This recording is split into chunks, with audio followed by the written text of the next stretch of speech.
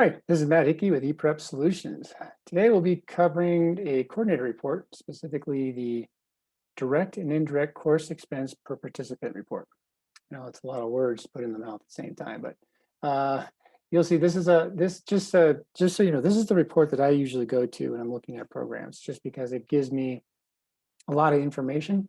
And not only does it give me a lot of information, but it also tells me a lot about the specific programs that we're going to be looking at. So before we get into that, though, in the recommended reports guide, if you have a copy of this, on page 16 is where this report starts. So there it is, direct and indirect course expense per participant report. And again, this guide will, goes through each of the different columns, gives a brief description, and then near the bottom it talks about what questions does this report answer and how to use the data. So that is that report guide. So let's get into the report. Again, it's the third from the bottom. So as with all reports, charts, and graphs, you always be reporting on a specific scenario. And a scenario is a collection of management decisions. And just briefly, if we can look at that, you'll see here that we have a default scenario, and then we have a 2021 cost recovery scenario. And so you can see here, these are the different types of management decisions you get to make. And as such, one is service category cost recovery goal percentages, which we'll be speaking to here in just a second. So I'm going to be using Anytown USA, as with all my demonstrated reports here. So I'm going to hit display report. And as the report comes up, you'll notice a couple things here. One is there's 1,755 total programs that this client is offering in 1 year. And what I will also show you is here up at the top, you can filter all these reports. And I always recommend, again, unless you're doing an analysis of the entire agency, that you filter your reports by your specific area. So in this case, I'm going to be using aquatics as an example. So I'm going to be sorting by the service area itself. So again, this is tied to budget. So I'm going to click on that and then just click on aquatics. So, and you can also use this keyword search if you want to do that. So now we have 609 programs. So aquatics has a total of 609 programs that they offered in 1 fiscal year. And this report also, as you look over here on the left, you'll see that it's aquatics and then it's sorted by these sub areas themselves. So let's get into some of this data. The first major grouping of data that we're going to be looking at is you provide to ePRepSolutions to import into the software. So what is that? So that's fiscal year, the session, service category. And this is explained a lot more in a lot more detail in other videos, but service category really quickly is just a way of grouping like services into a cost recovery goal. It's a little bit more complicated than that, but as an example, you could have a learn to swim aquatics class, which might have a higher subsidy and a lower cost recovery versus a swim team class, which might have a very high cost recovery and low subsidy. So those would be two different categories or service categories that you could have put aquatic classes into. So again, moving forward here, we'll brochure service area. This is tied to budget, and we're not looking at any facilities, just the programs themselves. Sub area, activity or course title. Sometimes you have two different names there, but most often it's just the same. A barcode, and this is straight from your recreation software. Days of the week, start the time and end time. So 8 a.m. to 9 a.m. Class count, or the number of times the class meets. So if you meet twice a week for 5 weeks, that'd be 10 meetings. In this case, it's 11 meetings for this class. So minimum number of participants. So we'll be talking a lot about that in this report because it has a lot of effects on some of the outcomes. So minimum number of participants registered. And then we just have a calculation here to show you the difference. And then we get into your facility data. And we'll come back to this column here in just a second. So when you upload the information in the Excel document, you'll be tying it to a facility. And you don't have to worry about, coming up with the nomenclature that we have in the past system. We'll work with you to get to that. But we do want to link it to a facility that you operate. If a program or event, like say trips, right, they're not taking place at your facility. So we would just use a thing called offsite. And again, that's explained more in a different video.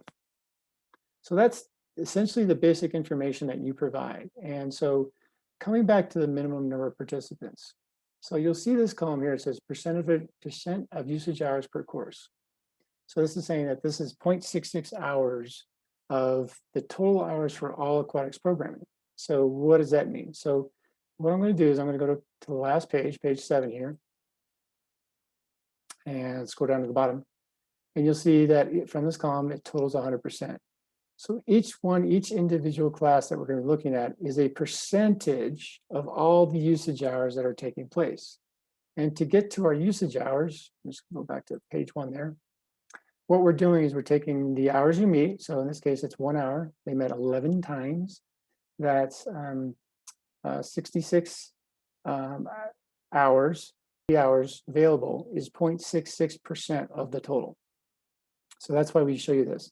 Now, the reason this is important is because this is how we're going to be allocating out your expenses. And so we allocate out 0.66% of all aquatics expenses to this class based on this formulation here, based on the hours you meet, number of times you meet, and your minimum. So again, your minimum is important.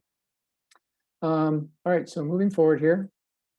Next, as I mentioned, you tell us that this specific class is taking place in a facility that you operate. So in this case, it's a half gym. So this is a land class for aquatics, right? It's a fit class. It's taking place in a gym. And then you're going to tell us, so the unit that it's taking place at is a half gym, and the number of units used is 1. So if they're using the full gym, they'd be using 2 units. So the facility unit hourly expense. What this is just telling you is that this gym costs half of this, or $2.48 times 2. And why is it times 2? Well, let me explain. One of the management decisions that you get to make is you get to tell the system, if it costs $10 to operate, say, a lap lane, but we've never charged ourselves to use a facility cost in the past, maybe you want to start out with a 50% goal here. So what this is saying is that what's the internal goal to charge yourself for the facility costs? So in this case, it's 50%. So if we scroll down to that specific gym, you'll see here that it's Anytown USA Community Center Gym. They want to charge 50% of the full cost to their programs. So let's go back and look at that.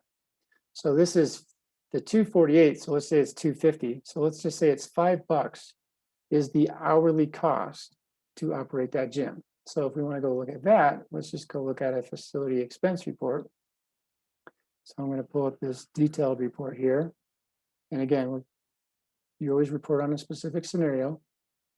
I'm going to scroll down to the gym down here. See, there's the gym. And you'll see that the hourly expense to operate that gym is $4.96 per hour. All right, so let's go back. So to use this gym, we're only charging half of what it actually costs, so $2.48 per hour. So we haven't calculated what the hourly cost, what the total cost is yet, but we'll get to that. All right, so the next grouping of data that we're going to be looking at are these columns right here. So there's 5 columns.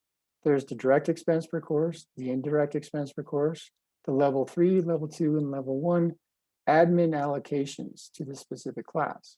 So again, going back here at the start, direct and indirect expense. So when we submitted the information initially in the Excel import file, you said that the aquatics programming area has a direct and indirect expense specific to aquatics, nothing else. And that's what these two columns are. Now you'll see in this case, this client decided not to put anything in indirect because they wanted to look at the definitions of what they were doing, but they did allocate it out in these other admin indirect areas. So, but in this first 2 areas here, these are direct and indirect specific to aquatics. So the next 3 columns here, so this is level 3, level 2, level 1. So what is that? So what we're talking about is administrative level indirect. So you can think of level 1 as at the very top level of a pyramid. So at the level 1, at the top, you would have, say, director, HR, marketing, finance, all those expenses that should be allocated to theoretically everything below it.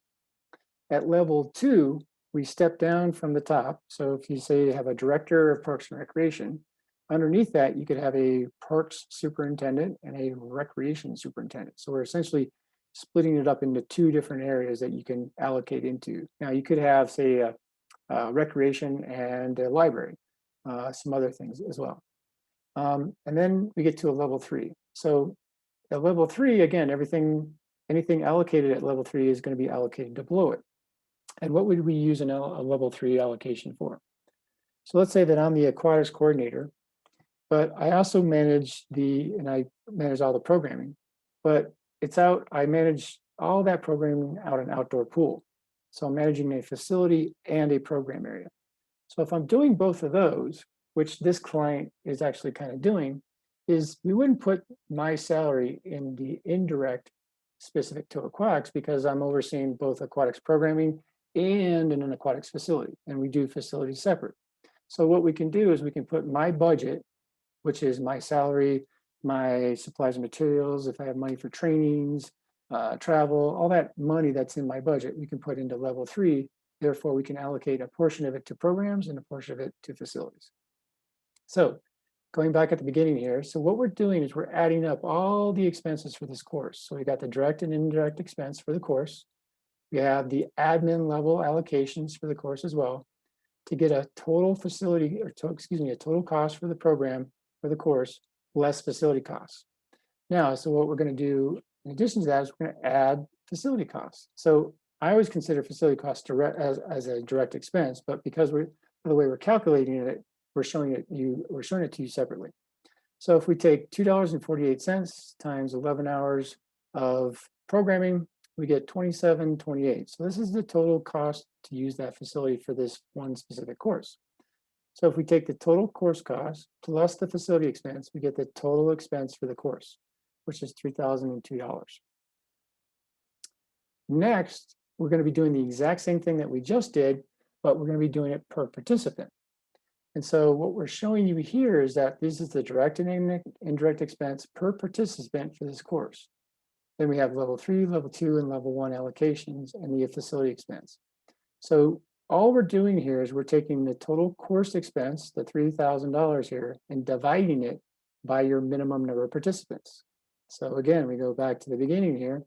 We look at your minimums. So we're taking 3,000 and we're dividing it by 6. Or in each breakdown area, we're taking the breakdown for the course. So for example, the level 1, we're taking 428 and dividing it by 6 to get you the 7138. So again, that's just a breakdown by course and a breakdown by per participant. So the next columns that we're going to be looking at, and again, we'll come up with a total expense per participant here. We're showing you the total instructed hours. We're showing you the current hourly fee.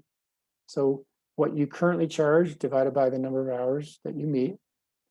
We're showing you what it actually costs, the full cost at the hourly expense per participant. So I'm going to take a second here and highlight this column because what this column is showing you is it's really a KPI, a key point indicator. And what I mean by that is, let me scroll to the very last page.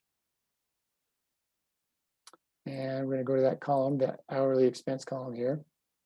So again, let's go down to the bottom. So this is the hourly expense per participant. So what this is down here on the bottom here, this is an average. So what it's saying is on average in aquatics programming, it costs $47.59 per person per hour to offer aquatic programming. So that's, to me, is a very good starting point for analysis because one, you can use that as a benchmark, if you will, to start out. And as you move forward, you can continually calculate that number to see if it goes up or goes down. In addition to that, because it's a key point indicator, you can compare it to other program areas. And so what I mean by that is, let me just go run another report here. So what I'm going to do is I'm going to run the course, so I'll do the summary report here. And again, I'm going to report on the same scenario. So if we look here in this aquatics, these are all the brochure service areas. And if we look here, we have the average hourly cost per participant. So that $47.59 that we were looking at here, the $47.59. Now you can see that for all the different program areas. And so again, you could use this as a comparison against other areas. Now, I would be cautious to do that comparison, but because different program areas have different expenses and different revenues and all that kind of stuff. So, but if you wanted to, you can do that comparison. So let's go back to the report. So we were just talking about the hourly expense per participant. So I'm going to go back to the first page here and look at the course we were looking at. So this is the Aquafit class in the gymnasium. So we have the average, or this, in this case, the hourly expense per participant, which is 45. So the actual fee, so this is the actual fee that you would charge for residents. And I always say that, when you're submitting these fees to me, you might say, well, we got a resident fee, a non-resident fee, a redhead fee, a blue eye fee. You could have 100 different fees for the same class. What we generally want from you is the lowest, most common fee that we would use for comparison. So you can see that the hourly expense is over what they're actually charging. So that should be throwing up some red flags there. So course actual revenue, 102.30, actual cost recovery, 3%. The subsidy, so you're essentially subsidizing 97% for this class currently. If your goal is 100% cost recovery, then you would charge the recommended fee of $545, which again would be the hourly fee the hourly fee would be $45.50. And then we have the recommended fee at the non-resident. So this is just a calculation of 125%, just to give you a starting point or a number to know that, if we're charging 125% or 25% more for non-residents, this is what the cost would be. And then with that, we get the course projected revenue and subsidy. So I want to focus here just a second on the course projected revenue. So how we get this is the recommended fee multiplied by, can you guess? The minimum number of participants. So again, the minimum number of participants, we talked about it 3 times. It's very important that this is both as accurate as it can be and as true as it can be. And those are 2 different things. So if we go back to the course projected revenue, if we go to the very last page,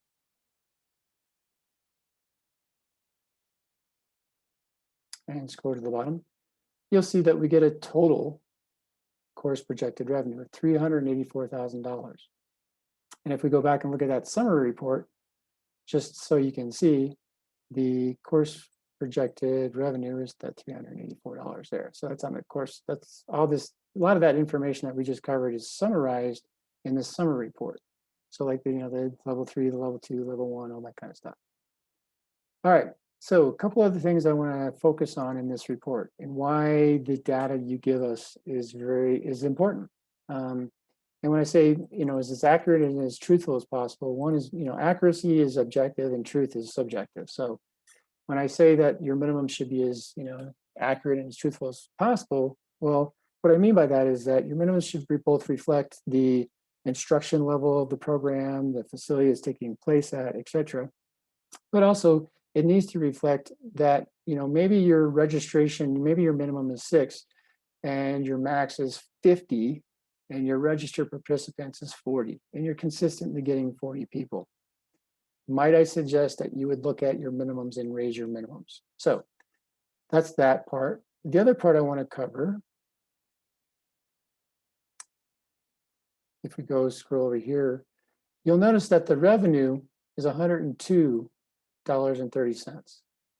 Now, if we go back and we look at the number registered was 1, the fee that they're charging for this one specific program is $44. So something's wrong. Either the minimum is wrong, the revenue is wrong, or the actual fee is wrong. So again, why I'm showing you this is that we want to make sure that the data that you're submitting is both as accurate and as true as possible. Because if I were someone outside doing analysis here, I'd say there's something wrong. So this report, again, it can be filtered, it can be printed, and it can be printed in multiple different ways. You can download it as a CSV file. You can also print it. And when it prints as a PDF. So let me show you the download because I think it is important to talk about the download for a second. In a report like this, when there's so many columns, so much data to be looking at, sometimes it's easier to download it in Excel and delete some of the columns, or even if you want to add some columns, do some more calculations. So to do that, you'll click on this little down arrow here, and it'll download down here on the bottom the report, the CSV report. So let me just open that up. So here's the report in what's called a CSV file. So a couple things that I always recommend if you're going to, in any of the reports that you download into Excel, first thing is to bold the first row. That tells Excel that those are titles. Next, if you just above the 1 and the A there, or above the 1 and to the left of the A, if you click on that, it highlights everything. And then all you have to do is put your cursor in one of these between lines to get the little crossbar and double click. And that makes all your cells fit to the text that's in them. And then the next thing you want to do is if you're going to do a lot of work on this and save it, I highly recommend that you do a save as and you change it to an Excel workbook. Because normally what's going to happen is you're going to save it as a CSV file and then you're going to go look for it. You won't be able to find it because the files you're looking for are not CSV files. So save it as an Excel workbook. Okay. So if we go back to the report itself, I'm just going to hit refresh here. So we got the full report again. So again, just to review real quickly, tells you the number up here and also tells you the number over here with aquatics by service area. I can filter this report by different areas themselves. I filtered it by aquatics, and then you'll see that its number changed from 1755 to 609. And again, when you're using this report, I highly recommend that you filter it, that you look at possibly looking at the summaries at the bottoms, because those will give you a lot of totals and averages and that kind of thing. So I thank you for watching, and until next time.